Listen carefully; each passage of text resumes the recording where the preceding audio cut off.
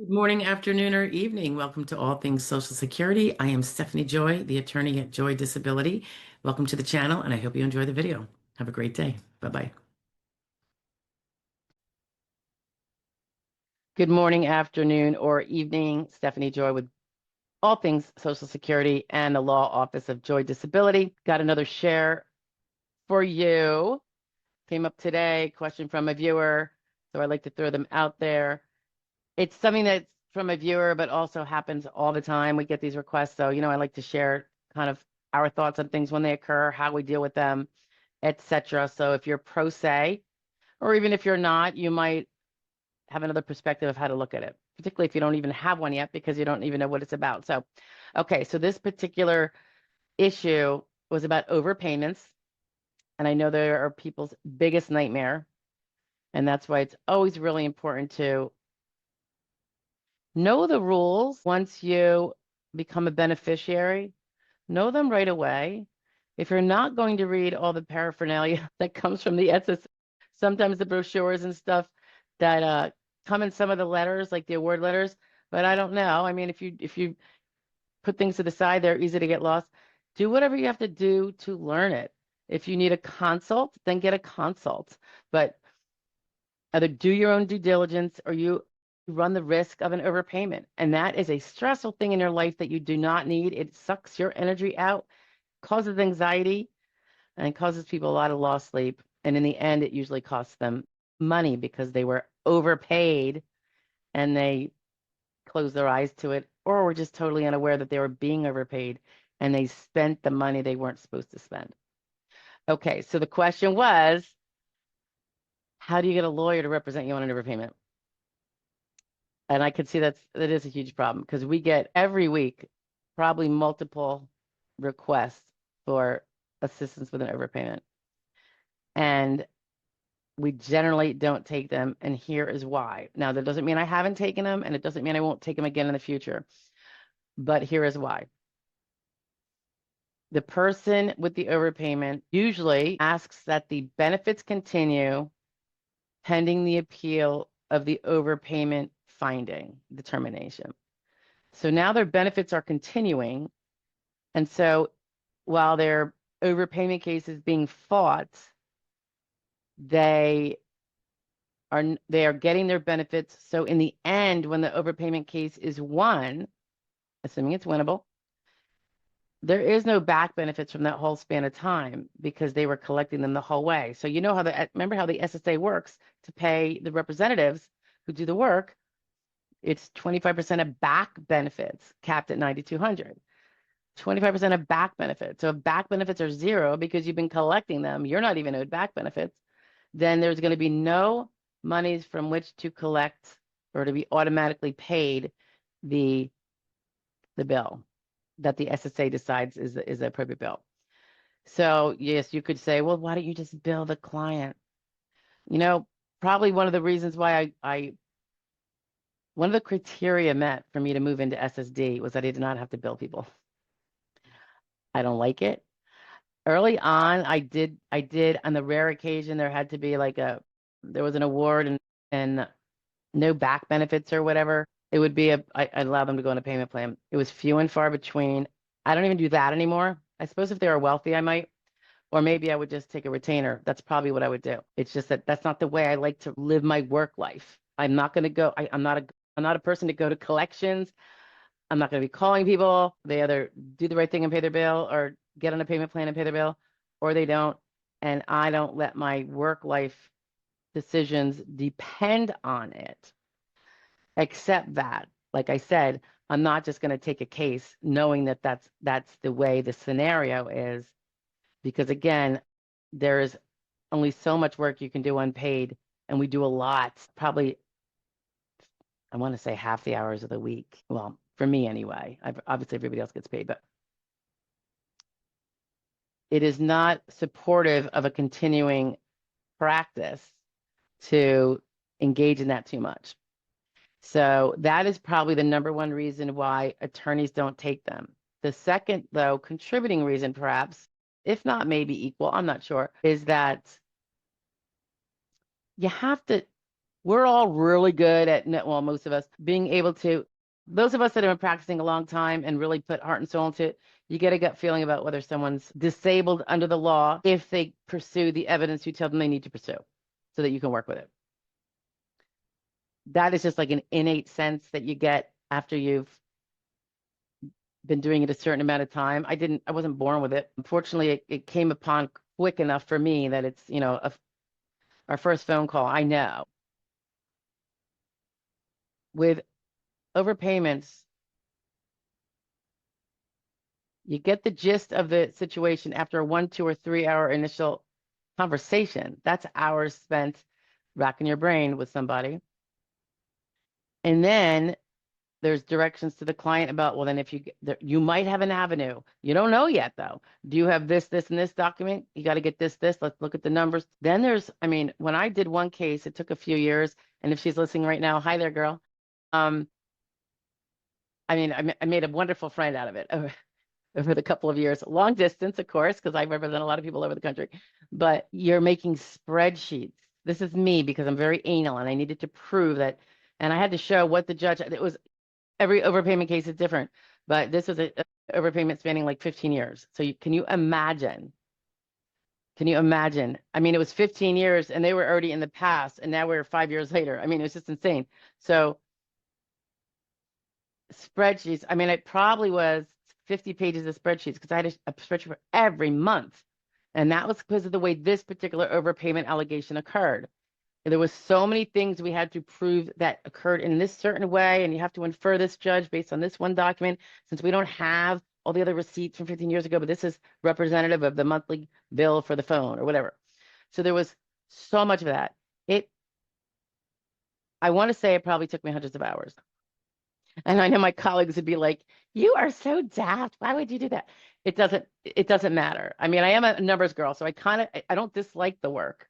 It's just that it takes up so much time. You now can't take like 3 or 4 other cases because each overpayment is different. It's not like Social Security disability where it's so in our veins to hear impairments, see evidence, what is missing. That is all like so part of my being.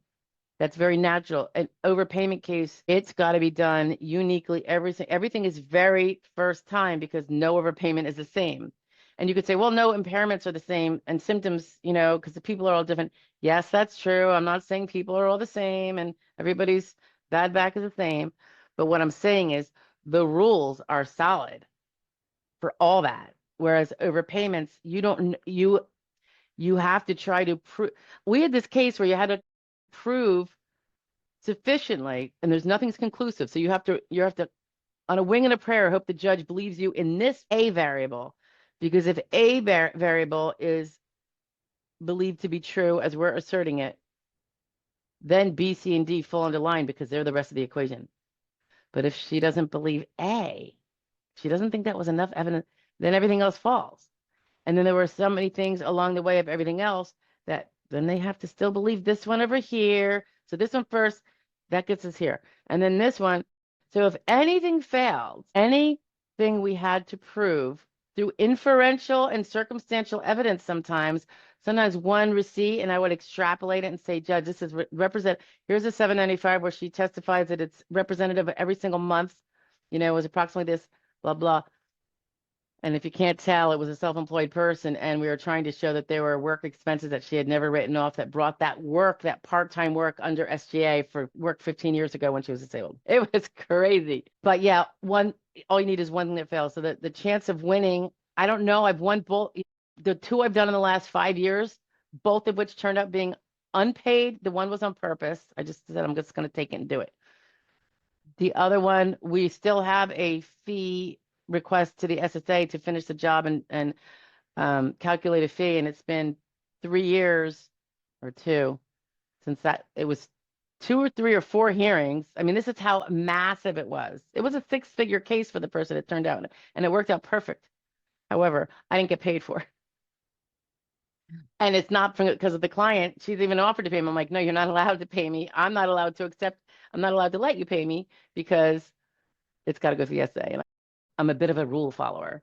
So I've just kind of chalked it up. They're just never going to step up and, someone's not going to pull that out of the trash. I even had gone through a congressperson who said, "Oh, they say you were paid." I go, "I was not paid." Like, even here, and my client did a certified letter saying she was not paid. So this is all the things that can go haywire with an overpayment case. So the decision to take it, number one, the person has to know what they're doing. And if they're not a numbers person, they're probably not going to be very good at it. And lawyers by trade are not good numbers people. Then there's the exceptions. I happen to be one of the exceptions because I was an economics major and a math minor back in college. I was always a math person, but that's not most people. So you've got that on top of you too. There was one other point I was going to make to it. The fact that A, most lawyers don't do overpayments. B, they don't want to take them anyway because there usually isn't back benefits from which to get paid. Number three, the ability to know whether the case is viable can't be learned right away. So that's one of the points I don't think I fleshed out enough. You have to go through all those interviews and review to even know if the person has a chance. So now you've put in 10 hours unpaid, and what if you find out that the person, this isn't going to work because, and you obviously explain it to them, but you put in 10 hours of unpaid time to tell them that, and they might continue, and then you're not taking the case. There's nothing to get paid for that. So I believe so consults, I have no problem ever doing prepaid consults, obviously. But consults are expensive because hours go fast. So really they're probably best served when they're about information, not so much, "Hey, Stephanie, if I send you 100 pages of pay stubs, can you calculate whether..." That's going to take me a while because, I have to open up a spreadsheet and do all that. And then, put in the rules, think about what the rules would be and apply them. So, a consultation of everything would be extremely expensive. So no one's going to be able to do that. So really, they're usually more about, listen, this is what you're going to want to get, and this is what you're going to want to do once you get it. You're going to want to look at this, A, B, and C, da, da, da. Okay, so that's another thing. They don't even know if they're going to take the case, and it takes so long to figure out, where it's a half hour, and they're usually longer than that, like hour and a half, just because I'm chatty, as you know, and I like to get to know my people if I'm going to take them on, have a little bit of a rapport. But that's the overpayment type of Zoom conferences or phone conferences initially are going to be extensive because they're going to involve document review usually. So people back away on that basis too, put in a whole day's work, and then you realize you're not taking the case. Can you imagine? Any contractor wouldn't even want to do it if it's someone's house. "Oh yeah, I went there and gave an estimate. It took me all day, and then they didn't take my," So that's the other problem with it. The one about not having back benefits can be remedied if someone can chalk up like the $9,200 retainer. But then the lawyer might, if that's the case, be willing to start putting in some hours to see if there's a viable case. And if there's, no viable case, no matter what the person does, then maybe they don't take the case and they return the retainer. So that's the difficulty, is it's not, it's not a viable. The SSA will not let when someone represents you on any kind of SS matter, they cannot bill you a fee. They can't bill you by the hour. They can't do anything. If they could, this would probably be different, but the SSA rules strictly forbid it. So no lawyer in the right mind is going to do that. There is one possible avenue, and I don't know if it's done, but I could see it possibly being viable, is if you do the official prepaid consultation, maybe 2 or 3 hours, and you pay, of course, because they're all prepaid. And I have heard of where, well, I just don't represent, if I do that, but I've heard you could, and I'd have to look into it further, maybe flat out straight, because that was a consult totally separate from the representation, just because it happens to be on the issue that you later want to hire the person for. But I think there's a risk to be run, depending on who's making decisions at the SSA at the moment, that getting paid for that consult before you went to represent was a prepayment for SSA work. And it's like, no, that was payment for actual consult hours. But because they're seeing that that's the kind of work that you did in the consult that you later would be doing in the case, which if it was in the case, it would be subject to contingent fee. Maybe you never get paid for it under the rules. Um, and if so, still subject to the 25% and the $9,200 cap. So they don't really spell out. So nobody really dares, you know, tread there, I suppose. But if anyone wants to do that research, feel free. Otherwise, you're kind of stuck with either someone who's going to jump in and represent, and you're probably going to need a retainer if you're already collecting your benefits, or just doing consult. Some people have done multiple consults, like I want an hour now, I'm going to do everything you say, or consider all the guidance, and then maybe a month later they do another one, and maybe 3 months later they do another one. That way it's a little more affordable because it's broken up, and they're also getting a double check on where they're at. That's also possible. But it is, the SSA rules make it really difficult to offer that as a service because there's already so much pro bono going on. So that would just be one more. And well, I feel very, very bad for people stuck in an overpayment. It's usually because they didn't follow rules and maybe they didn't read into them, because some of them are very basic. And people say, well, I didn't know. I'm like, how do you not know that? You were collecting for 7 years and you thought that would be okay. And they literally did. They're not bad people, but they never followed the rules. They were just like head in the sand, got my benefits, boom, now I'm going to work, you know? So anyway, that's how it usually works out. And it is more complicated with SSI, of course, and then the work is 10 times more. But anywho, that's why you might have a hard time finding a lawyer. I would suggest being prepared to have a retainer. You're going to find it much easier. And make sure you have if you're saying, they say I have an overpayment, I have no idea. Well, now you're really asking for more hours because you're saying, I have no idea what they're talking about. Well, did you read the letters? Well, here they are. Oh, it says because you were working. Were you working? Like sometimes you have to look at the letters they sent you. Now, sometimes they don't say squat in the letters, and that's difficult. Overpayments, generally, you're going to be riding blind, doing the work, trying to get it resolved every step of the way, but you're probably going to go to hearing because the SSA staff in the field offices don't really, I felt like in the last 2 times, which is in the last like 34 years, I feel like they didn't read anything I sent in. It should have been nipped in the bud right in the beginning, and they didn't. It was almost like they would just repeat the same denial, like nothing I submitted. So I just had to resubmit it and organize it in a way appropriate for an ALJ, which I did. And I think the brief with the attachments was like 90 pages. Yes, 90 pages. Maybe it was 70. I don't know. It was something very high. Anyhow, overpayments, we didn't like them. And I just wish everybody would avoid them. So it behooves actually everybody who's a beneficiary who's going to work, I think, part-time. Or if you're on SSI and you're going to get any money in, whether it's from work or otherwise, I highly suggest you consult with somebody to find out. They can't make it happen for you. They can explain to you what is your risk, where you're going to want to go. Maybe you're going to need your accountant to do this. Maybe you need a special needs trust. You're going to want to go find one in your state, that kind of thing. But at least to determine what you're going to need, in the area of other expertise professionals and not just the SSD. All righty. All right, kids.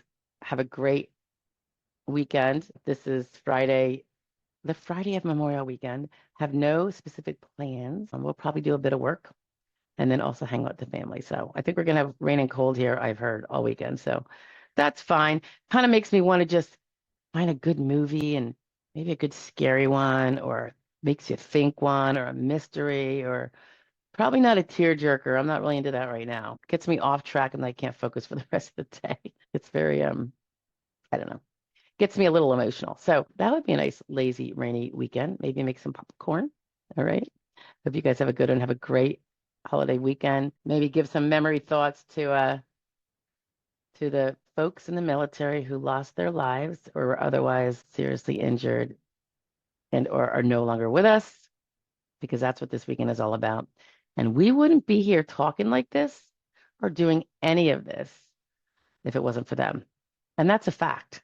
So anytime you have a good time or sleeping well or enjoying anything, a good meal, I really think that, there's more than one person to thank, but they're certainly one of them if you're here in the United States. All right. So think about them always. Anyway, have a great weekend, guys. Happy Memorial Weekend. Bye.